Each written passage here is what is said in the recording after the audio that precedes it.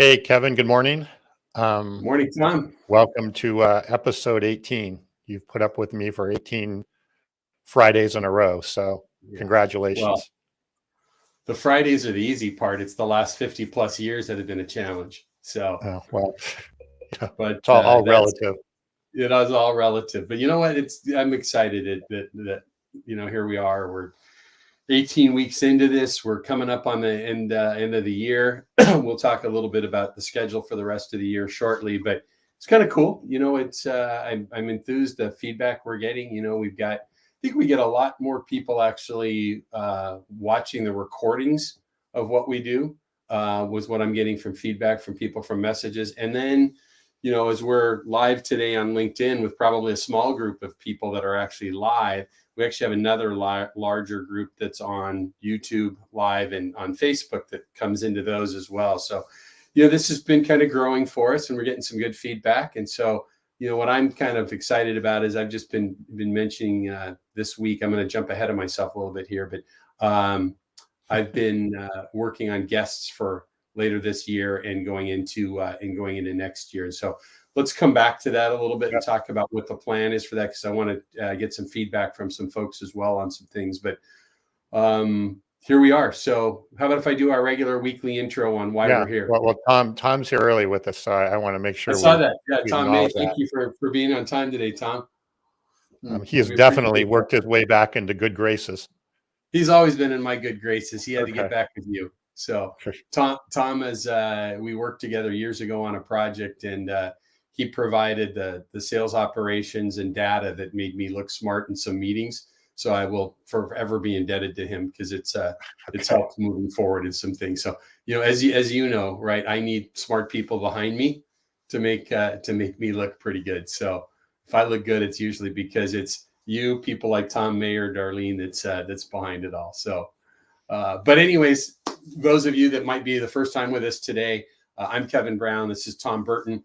We're the co-founders of LeadSmart Technologies. We've created a CRM and customer relationship management system and customer intelligence system that helps both manufacturers, distributors, dealers, and anyone in the wholesale distribution chain and independent sales agents and so forth get a deep look at what's going on, not just on the customer side of their business, but the analytical side, the data that comes in across the board and comes into their business, so we can give relevant insights into how to better manage customer relationships and grow their overall business. So that's what we do. But every week we get together on Friday morning, we send out this newsletter that Tom's got posted here.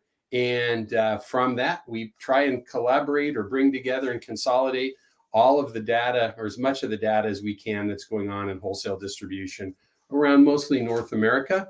And we talk about that here on Around the Horn. So let's get started, Tom. All right. Here we go. Yeah, so that first article, it's kind of interesting. It talks there about September manufacturing technology orders declining. That's on the kind of the technology side of things, where we talk about, whether it's 3D printing or big CAD manufacturing systems, cutting tool systems that are automated. But it's interesting, that article starts off with a little doom and gloom, but the reality of it is, it says that, down 12% versus last year, but up 13% from the prior month. So, sometimes these headlines can be a little deceiving. Sure, you can spin the statistics a million different ways, right, along the way. So, yeah, exactly right. Well, the interesting is they talk about in that article, there's something they call the IMTS effect, which IMTS is a big manufacturing automation show, an event that happens on even numbered years in Chicago. And there always seems to be a bump around that fall event on the IMTS year. So I hadn't heard that or read about that before. I'd heard of the event, but not that effect that they talk about that comes. Sounds like they need to make the event. Sounds like they need to make the event every year. Yeah, really, exactly. I guess in challenging economic times, you may want to maybe be doing this multiple times a year, Well, if you can get that bump. And the speed of which technology changes, right? 2 years is a lot. That's a long time, really. So, I mean, there could be, in a year, there's a lot of advancements. So anyway, not to go off track. No, I think that's a valuable point, right? That things are changing kind of quickly.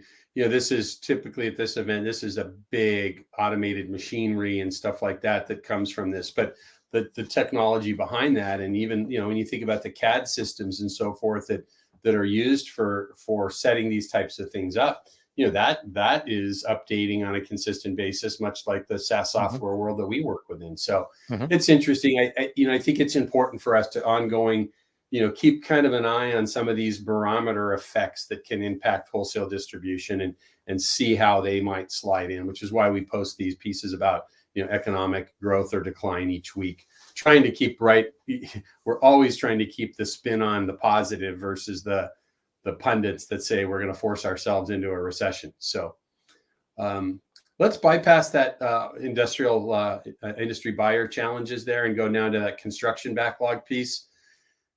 That's kind of an interesting thing. It's really, as you look at it, the kind of the challenge I think that they're seeing with this is that this is mostly outside, as they talk about here, from the Associated Contractors and Builders Group, or Builders and Contractors Group. They're seeing a lift from the infrastructure bill and stuff that's been out there, right? But then they're seeing a decline in some other areas, which is one of my takeaway from that article. I don't know what your thoughts were, but my takeaway from that really was they're seeing a little bit of a decline on commercial buildings because of work from home. And I thought that was kind of intriguing. Is that what they said? Work from home, or there's a piece tied to that, right? Okay. Boy, that's a bit of a leap, but I think there's a lot of variables here, right? That there's not any one thing that I think can even point. You can look at the cost of building, the cost of interest rates, and the cost of financing, and there's a lot of things that I think right now probably, and maybe even the work from home, right? The necessity for larger office spaces may be dropping as well. So there's probably a lot of different variables in there. I believe this is going to be a bit of a roller coaster over the next year anyway. And, it'll be interesting to see where it settles out. But I think you'll see ups and downs and backwards and forwards and things like that, with not a lot of clear guidance, I think, through the next year. Well, we've talked quite a number of times on this, and I've mentioned as we get together on Fridays here about this. The reality of it is that, from a building standpoint is, who knows how long kind of this downturn and pressure that we're feeling in the economy right now is really going to last. But I think the reality is, my hope is that it's just going to be another year or two at the most. Hopefully just, we get through next year and things start to turn around a little bit. The reality of it is, for many of our, and we have customers in the building products arena that use our year. And, those folks are working on bids and so forth that their contractor customer bid a year and a half ago, right? Because we've got these forward-looking large projects that are going on, whether they're related to infrastructure, it's just the hospital that's being built or remodeled or whatever it might be. So sure. I think we're going to kind of see some ups and downs, like you said, through this. We're going to continue to see that. Did you want to go backwards? Yeah, let's go backwards there. Okay. I don't like to do in life, but talking about this, topic here, we're going to shift over, I guess, now in our conversation a little bit about e-commerce, which we've talked about quite a bit in the last month or so, and we're going to continue to do. We had our webinar with Brian Beck just recently. Brian's one of the foremost authorities on B2B e-commerce, specifically as it relates to wholesale distribution and manufacturing in North America. We'll see Brian again in a couple of weeks at the Affiliated Distributors e-commerce and marketing event in San Diego. So we're looking forward to that. But we're going to continue down this path. But it's just interesting about this challenge. It talks about that, industry buyers face challenges in increasing e-procurement. And, as you read this, we're seeing more and more and more statistics coming in about, online purchasing. And it says, one of the quotes here says that more than half of B2B buyers, or 52%, in the Amazon Business Report that they put out, said that insufficient online information about supplier characteristics is why they can't find suppliers that fit the goals of their business, right? So this data in key in having this online presence is critical, right? Well, it's, and take away for a minute whether it's e-commerce or not. What to me, what this all relates to and is the buyer, two things, right? The buyer wanting to be more in control of their own research and journey. We know that. And more of this self-serve approach, right? So whether they're doing their own shopping or their own research or whatever. So if the buyer is in control of their journey and driving their journey, and they're doing more self-serve type of actions, then then you have to fill the gap, right? Mm-hmm. And it's important to fill the gap not only with content, but having the right content at the right time. Like, we can talk more about that in a minute. And it's not just about product information, like product pricing and product catalogs. It's all kinds of things related to the use of the product and why you would need the product and the demand, all of those things, right, fit into this area here. I find this interesting here where, the top 5 biggest procurement challenges, this came out of that article that, by the way, that we were just talking about, and adjusting to new employee needs due to remote work. And, I was thinking about that is that, like, even, how things are shipped and managed. If an employee is working remote and they need something, right, it needs to be shipped to their location, not to the home office or whatever the case may be. So there's logistical issues that, go along the way there as well. I think you're right. There's a lot of factors that impact all this. So let's kind of look through these and talk about these, points that came out of this research a little bit, as far as those top 5 biggest ones there. So, product range, right, is really critical. And I think part of this goes back to, I think about it as the Amazon effect in general, right? What have they created for us? They've created for us, and I'll tell you a funny story about our house yesterday is, related to Amazon, is we have an expectation, right, that we can see lots of reviews, that we can see multiple buyers, that we can see product details, probably a video, maybe even about the product being used. And I click a button that's very easy for me to do, and I get what I want. And, in our house yesterday, we had it's kind of silly. We had a couple of household items coming from Amazon, which my wife was, wanting to make sure they arrived. I had something coming for our business that I needed because of an upcoming trade show. I need to ship some stuff to the East Coast for the Industrial Supply Association event in 2 weeks, and that was supposed to go out today. Oh, guess what? We have, as you know, Tom, we have one street that comes in and out of our development that we live in, and they were paving yesterday, so the Amazon truck couldn't get in, and there was angst around the household. It's like, probably in the whole neighborhood. I'm surprised there wasn't a riot. Of course, great point, right? Great point. We have. What do we have? Like 10 houses per cul-de-sac and 6 cul-de-sacs in our development here, and it's just astounding to me. Is like, I'm like, well, I hope they try and deliver it again. When these guys are done working, they just need those drones. The drones could have dropped it off. No, they don't. Don't get me started on that, because the city had the inspectors flying drones over this paving project, so we had that buzz going, and I hate that. So. That's me. But sorry to digress there. But it's just interesting, right? That Amazon effect is out there. And so, people want that, whether they're buying, supplies for an office or they're buying supplies for a factory. They want that access to a wider range of products and understanding price ranges. They want to adjust. They talk about, new remote work, as you mentioned earlier, right? You might need to get stuff to, people that are working in a different location, and quantity needs. I think I mentioned a few weeks ago, a trip that I took with in her. It was up in the Pacific Northwest, and the wind farm story I tell about the guy working in the trailer on the wind farm that says, we buy a lot from these local distributors in the Pacific Northwest, but he described it. If I buy from distributor A, they'll fulfill 30% of my order in the next day or two. This guy will get 70%, this guy will get 40%. And what they had always been doing is saying, well, I'll buy this from him because he can get it to me tomorrow. I'll buy this from the other guy because he can get me these other items. And we had all these deliveries going, which right? You've got purchase orders that go with that. You've got people paying attention to it. You've got accounts receivable. You got all those back office issues that go with multiple purchase orders. And he just said, this was 7 years ago, probably, maybe longer. And he said, I use my Amazon Prime account and everything's here the next, within 2 days. So we've got that issue that's going on. Sure. So, anyways, and we don't need to go through every one of these, but I think that they all kind of start to dovetail on each other, right? Do you have the right quantity? Do you have the needs? And, I think number 4 and 5 is a little interesting too, because it's, looking ahead and saying, okay, well, how can you help me predict? How can you help me anticipate? And how can you help me guide to the right suppliers based around the goals of what I'm trying to do? So, right.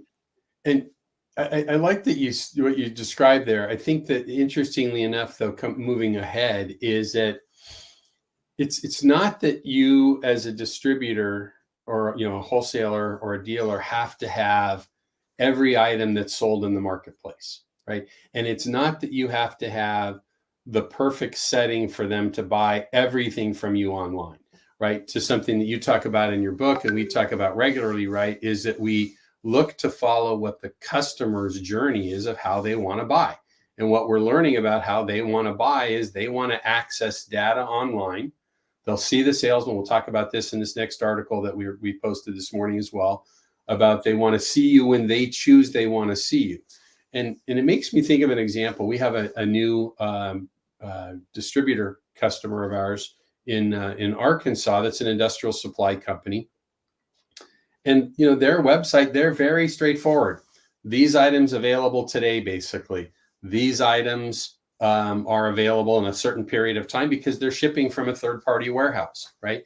And people just, they want to buy how they want to buy, but they, most importantly, probably want information about what's real as opposed to, available today. Well, if it's not available today, just tell me it's not available today, because I may choose I want to buy from you because of all of these other features, and I'm good to wait for a week for that. These items I need in 2 days, and you have those. It's just that confidence. I think that's a really good point. I think when you're providing information, what you're looking for is the good, the bad, and the ugly, if that's what it is. Yeah. But communicate it and do it in a way that that the buyer feels like, hey, you're helping them, right, or helping them make whatever decision. Right. And they're gonna respect that, right? Because no one's going to be perfect, of course. Yeah.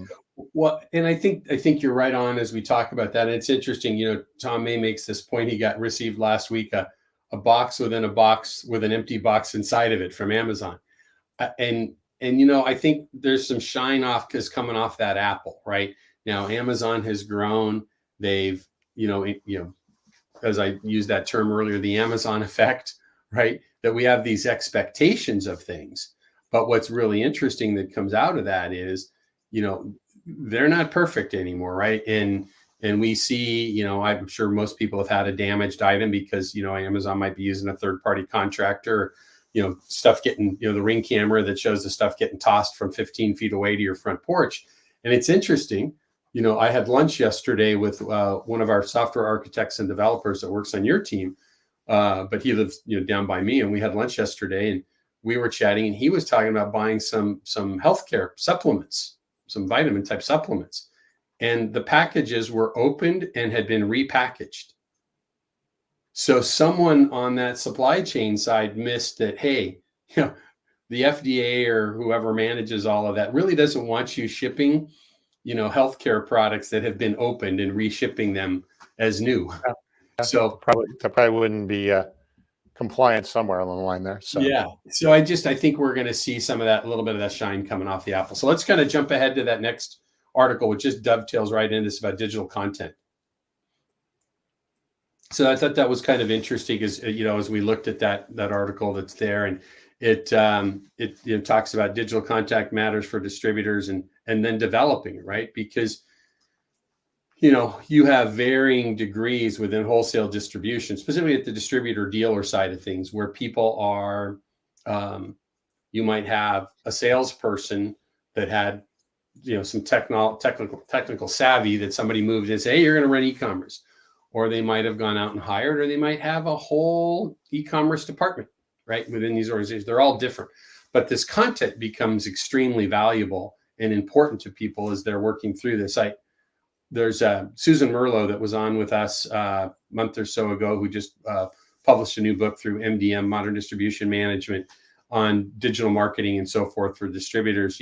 She referenced in this article that, Gartner talking about 72% of buyers today would rather not engage with a sales rep, and said this is a jump from 43% a year ago, 33% before COVID.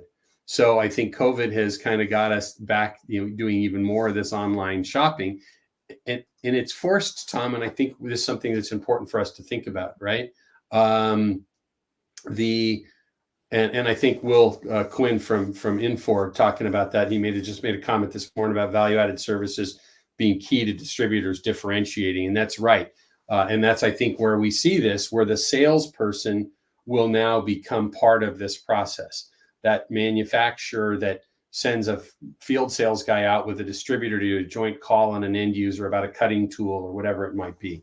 But I think what's really related to this that we might be, missing as we look at e-commerce as a whole is we went at least a year where very few field salespeople were actually able to go anywhere. I heard an example at a trade event a while back from a cutting tool company that they said they put virtual reality glasses and cameras together that they dropped off at their customer to give them video feeds of what was happening with some cutting tools because they couldn't go into the facility, right? So our buyer has made some of these bigger shifts, not just because of e-commerce, but because of what the pandemic forced.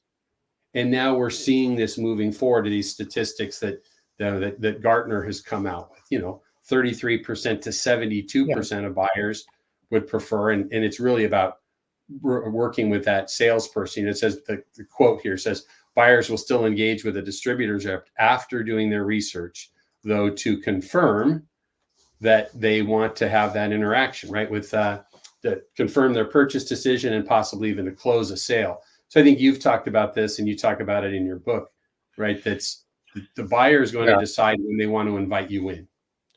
Well, and I think I use that same Gartner quote in my book. I'm pretty sure it's in there as well, but it's growing all the time. But one of the things that I talk about in the book a lot is what I call the yellow brick road, which is the yellow brick road of content and information that guides that buyer from their initial research to the point where they're willing to do business with you.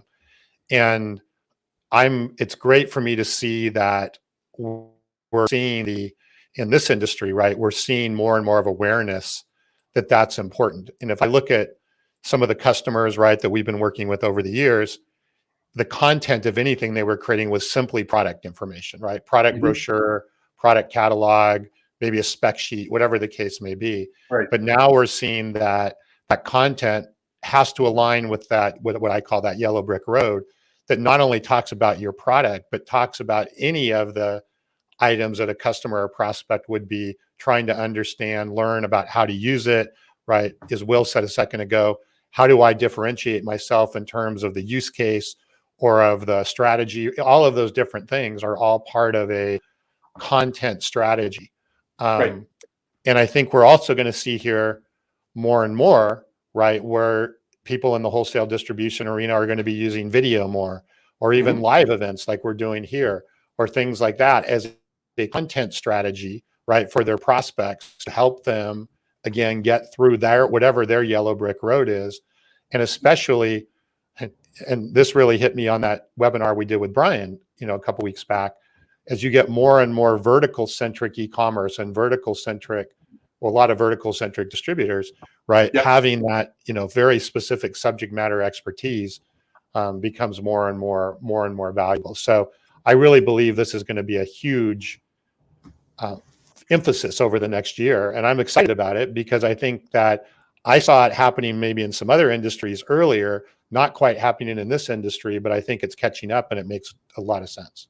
Yeah, I think you're right on track there. And going back to Will's comment, I couldn't agree with that more, right? And this is not necessarily something new, right? I remember back to the days of me being a manufacturer's rep and carrying a bag of samples into an end user is they needed to develop confidence in you. One, that you knew what you were talking about. And I work, as you know, work mostly with, safety and related either environmental or safety equipment, which are regulated. They can impact people's health or well-being or life even. And certainly, working poorly with either environmental related issues and or safety related issues, you can end up with all kinds of big fines and so forth. So they needed to develop a confidence in you. Now what we're just seeing is a shift, right, in the digital world that we're living in, that people are saying, okay, well, part of my developing a confidence in you, Mr. Distributor Dealer, is e-content, right? Because that's how I live my life. I buy on Amazon, I buy with DoorDash, I buy with Grubhub, whatever it is. I've changed, right? And as we talk about constantly, right, the majority of B2B buyers are millennials now. So we have to address that. And I think that really ties in, and I'm appreciative of Will's comment, right? Because value added becomes very different as we move more and more to a digital world, right? Well, and I think there's two. I think there's two parts to that equation, though. There is the content itself, right, and the quality of the content. But by showing your buyer that you're making an effort to create that high quality content, you're now it now comes across that you care about supporting the journey that they want to follow. Right. So it's got a 1 + 1 = 3 opportunity there as you do this. It's funny you said that, because I was just thinking as you started to talk about the same thing that says, you don't have to be perfect at this, right? You have to show your buyer that you are, and your customer, and to Tom's point that he brought up here, Tom May's point about, taking advantage of website search engine optimizations and better content. And as you do that, right, then you'll rise in the search engine rankings, maybe get on that first page without having to spend a lot of money on ads and so forth, which is important. But, I think that part of this is that just the willingness to show the customer that, hey, we're moving in this direction with you. We don't have it perfect, right? I just kind of wanted to quote one last thing here that Susan quoted, and this is, I think, from her book, but quotes in this article. And she says, distributors who want to be included in that research that buyer's doing, and who want to be considered as a viable option during the early and middle stages of a buyer sales journey, are learning that to be a viable option, it's imperative that they provide the digital content their buyers are looking for.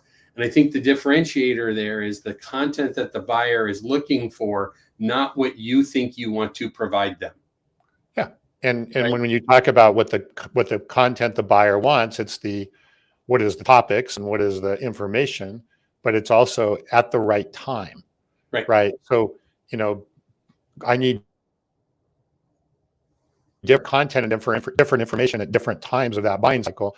And so it can't be a one size fits all along the way. Right. Hence the yellow brick road concept, that you're going one step to the next down the line. Well, and I think that I'll kind of wrap this up with, right, we see quite often, and I think, Will Quinn here's with Infor, and if you don't follow the journey of a road warrior traveler, we connected a while back on LinkedIn, and he is I thought I go to a lot of shows and events, but I nothing like what he's been accomplishing in the last couple of months. But what we see when we're at a lot of the trade association meetings and the buying group meetings is there are some great companies out there who are wholesale distributors who can fulfill, I'll call them resellers or wholesalers, who can fulfill online orders for distributors.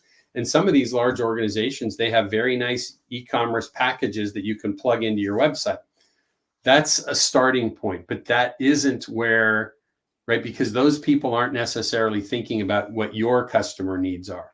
They're thinking about a generic package. So It's nice when we see people get started, but where we want to get to and where we want to be long-term is, as I'm developing this for my business, if I'm a building supply material or building material supplier in, New Mexico or Arkansas or wherever it might be, I need to have my e-commerce system and my content driven towards what the buyers in my marketplace are looking for. Yeah, I think this would be a great topic for us to do with Brian Beck again, is do a kind of a virtual experience, right? Really looking at the experience aspect of it, which includes, obviously the experience of the transaction, but the experience of the research and everything that leads up to the transaction. Right. I think that's good. We should talk about it. And we're planning to do more events with him Yep. next year. We've got some planned for specifically for a couple of the buying groups that we're partnered with, as well as directly with him on our website or our social channels as well with the webinar. So, as we talk about every week, right? We talk about industry or general business and economic and technology issues that we've done already this morning. And then we always share a little bit about what's going on. I think, I mention this every week. We just don't have room to do this here, but there was, I think, 4 or 5 other transactions announced this week in industrial and construction world in the M&A side of things. Always positive. Sales growth third quarter from another large organization is great to see, as we look at that, and then more partnerships and stuff being done. So it's good to see what the Industrial Sanitary Service Supply, ISSA, is doing with that, because putting these partnerships together and leveraging other people, to grow your business is great. So that's good. I'm glad. Thank you for putting this in. You did this morning, this link to a webinar replay. We've mentioned Brian, I think, 2 or 3 times today. We're really appreciative of our relationship with him.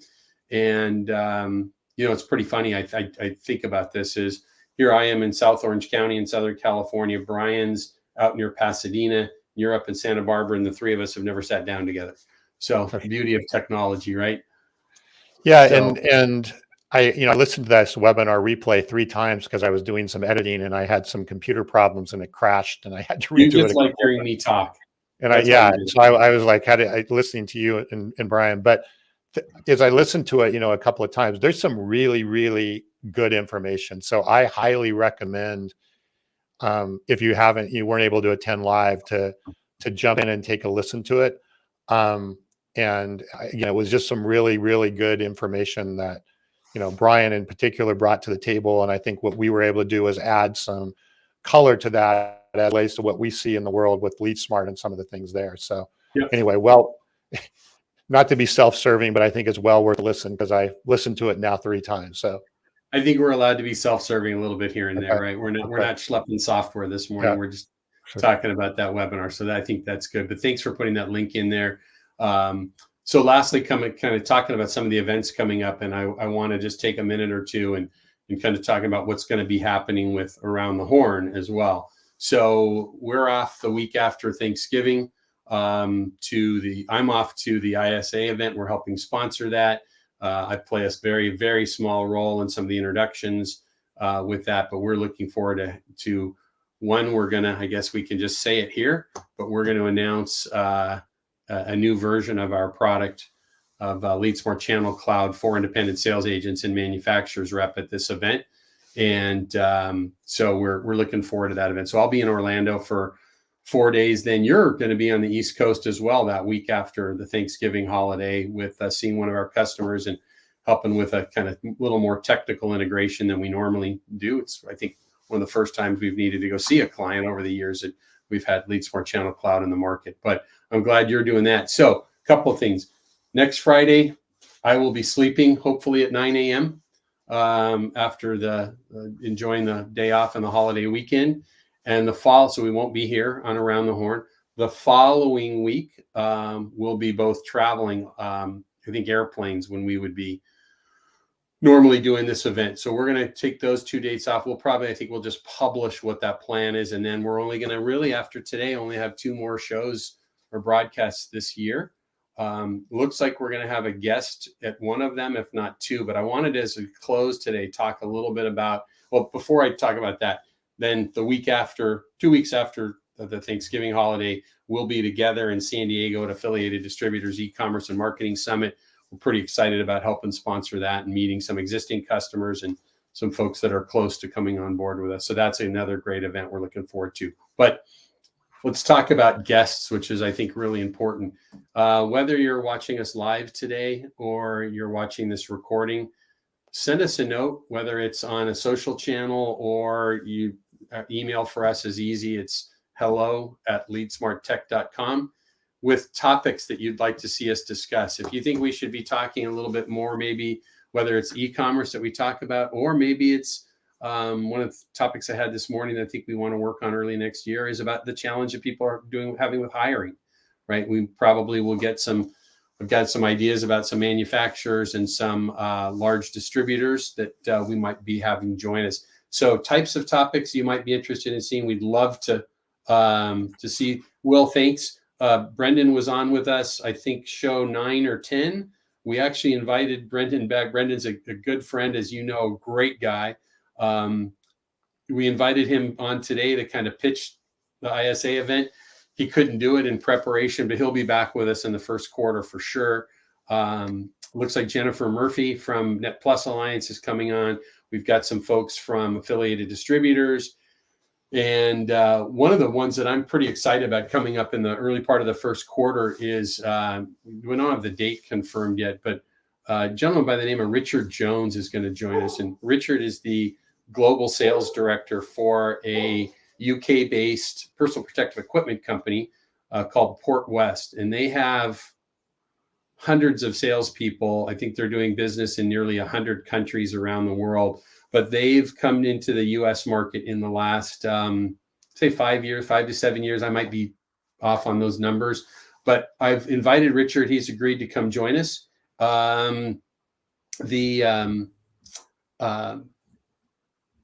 Reason I want to get Richard in with us is I want to talk about how distributors work and operate and or procure the products that they sell versus other parts of the world. And I think it will be a really inviting time for us to spend together with Richard when he comes on to talk about, literally he was at a show this week in Paris and the week before in Dubai. And then they have their whole US operations now. So I think that's going to be really exciting. I'm appreciative of him joining us. We just had a suggestion about some automation and distribution. I think those are great topics that we'll work on. So, that AI was just mentioned there as well. Yeah. You and I have strong opinions about AI. And so we'll what is and what isn't AI versus what's being pitched as AI sometimes. So I think that those are good topics. So we'll look forward to more of this. We've gone way over today, but that's because of how much I talk. But Tom, what would you like to add to what's coming up later this year? Just to clarify, so the next episode will be on the 11th of December. So we'll be off the next 2 weeks, and then we'll be coming right back. That'll be right after we're done with the AD show. So we'll do one on the 11th, one on the 18th, and that'll sort of officially end season 1 of Around the Horn. And then like you said, we're working out season 2, which will start in early January again. And so, any of this feedback is great, and we appreciate everybody who's listened and all the great feedback. We've learned a lot from doing this, so it's been a lot of fun. It's been good. We appreciate, as I mentioned earlier, right? We get more comments after this airs than we do during this airing, but it's we're happy to be doing this, and we appreciate the support we've been getting. Tom, I'll just ask you this while we are in front of people: is maybe in the weeks that we're going to miss, maybe we can pop up our banner, and still put out fishing on the Around the Horn banner or something, so that people, if they were to look, because we do have people that go and check regularly, and we can just pop that banner up as a reminder. Okay. Yeah. So just our little, banner about join us for Around the Horn, to say out fishing or on vacation or whatever it might be. So, hey, thanks everybody. I hope everybody has a fantastic weekend. A lot of people are taking part of next week off. If you're doing so, enjoy that. Be safe. Great. Thank you, Lars. Lars is Global VP with 3M. Great guy. Appreciate your comment. And we'll talk soon. Have a great weekend, Happy Thanksgiving, everybody. Okay.